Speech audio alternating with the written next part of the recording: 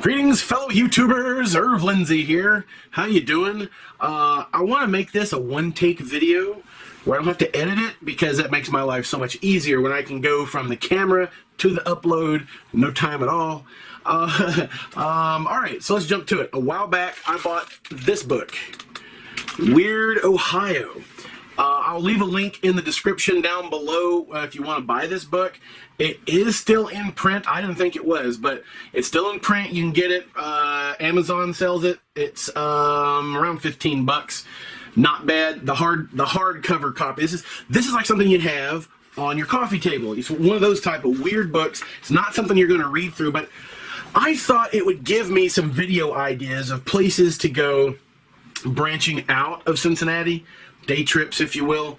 So this book, I'm not gonna lie, this book has some weird stuff in it, alright? I also have the Weird Kentucky version of this book.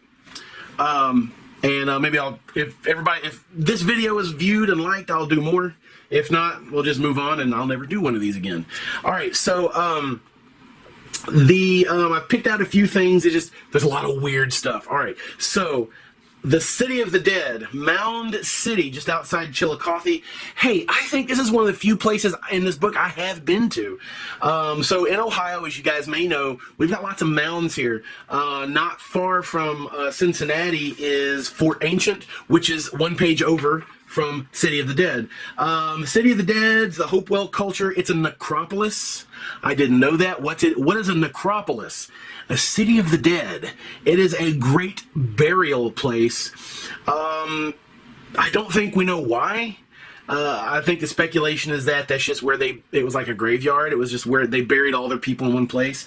I think it's possible, maybe. Maybe there was a reason why a bunch of people died and they buried them all at once. I don't know. It doesn't really go into that type of detail. But it does talk about some of the weird stuff that goes on there. Or the weird stuff they found there, and there's a map of it. Yeah, that's. I didn't know that it was considered a necropolis. So, Awkward Bob, if you're watching, that place we went to, it's a City of the Dead. Fantastic, huh? Didn't know that. I didn't know. I mean, I knew there were dead people buried there. I knew that, but I didn't know it was.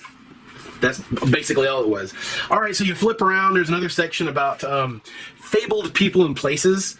There is a town in Ohio called Knockemstiff. No, really, it's called Knockemstiff. It's all but gone now, supposedly, according to the book. I haven't double-checked any of this stuff, so don't take my word for it. Knockemstiff, evidently, the only thing left that you could even know that there was anything there is an old bar that's gone out of business. There's a number of stories as to why the town is called Knockemstiff. One of them is a big barroom brawl that happened at that bar. Yeah, so there is evidently a little holler there that is always filled with fog. It's supposed to have a ghost. It's supposed to be haunted. There are several hauntings in this area. One is a girl who's said to wander the hollers of Knockemstiff. Apparently, she was parked with her boyfriend in a buggy back in the horse and buggy days, and they found her body, and they found the horse had died of fright, so the story says. They never found the boyfriend. Okay, Knockemstiff. Yeah. There's a lot of weird places, too. We'll come back to the the haunted castle thing here. Okay, so I've considered doing a video on the Loveland Frogman. Problem is, there's not really a lot of information about it, and one of the witnesses that saw it has reneged and recanted his story.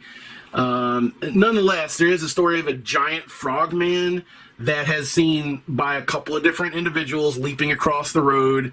There haven't been enormous numbers of sightings. I think there's more urban myth behind the Frogman. Now, Loveland, for those of you who don't know, Loveland, I went to the Loveland Castle in 2016,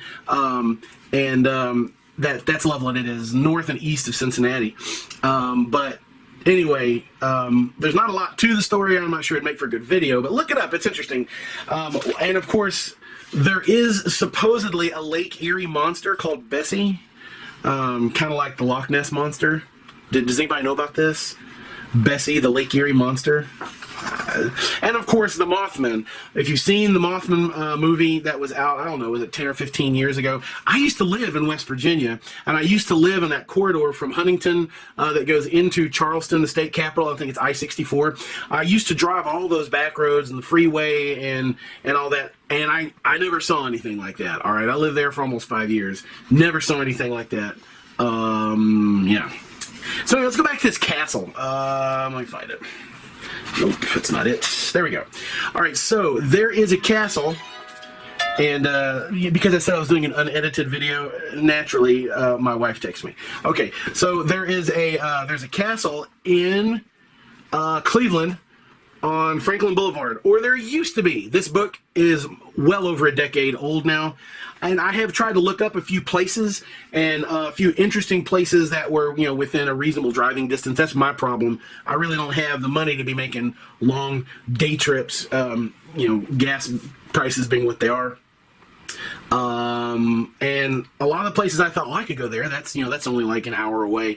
A lot of these places don't exist anymore. I don't know if this castle on Franklin Boulevard in Cleveland still exists. It's supposedly a haunted castle. It was originally built by a banker. I don't know how to pronounce that name. I'm sorry. And it was 4 stories. The 4th floor was a giant ballroom, and he moved his family in.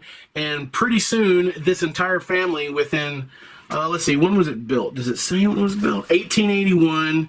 And by the early 1900s, every member of this family, even the grandsons, had all died. And so there was a curse associated with it. And when this guy's wife died, he kind of went crazy. I guess built some secret passages. He was a lot of the stories say that he was an evil and controlling man, according to the book. Anyway, it was sold a number of times, and the curse kind of hung over it. And eventually it was sold to a guy who tried to like over-publicize it and get the radio and the media. He tried to make money off of it, and he started discovering the secret passages. And in one of the secret passages, he found a pile of human bones. Now that's creepy. A lot of people say he might have put them there himself because he was that type of person. He just was trying to get attention. But there's very few people that will say that, you know, there wasn't, that, you know, nobody will deny. Few people will deny it. There was human bones found, and they were old. That's all I can say. That's creepy. So after him, it was passed down to a number of people. There was a fire that just about destroyed the top floor. I think it was repaired. I don't know if it's still there today, guys. If I'm ever in Cleveland, I'll go by and see, hey, maybe I'll look it up on Google Maps and see if it's still there. That sounds like a very interesting place to do an outside tour if I'm ever in Cleveland. Wow, that's a long ways away. Yeah. All right. Well, thanks for watching. This has been one big, long, unedited video with a text from my wife. That's how you can tell it's not edited.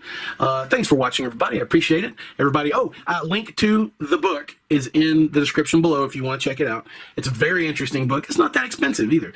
Thanks for watching. I'm on YouTube, Twitter, Instagram, all that jazz. Check me out. Thanks for watching, everybody. Enjoy the rest of your week. Keep fighting a good fight, and I'll see you in the next video.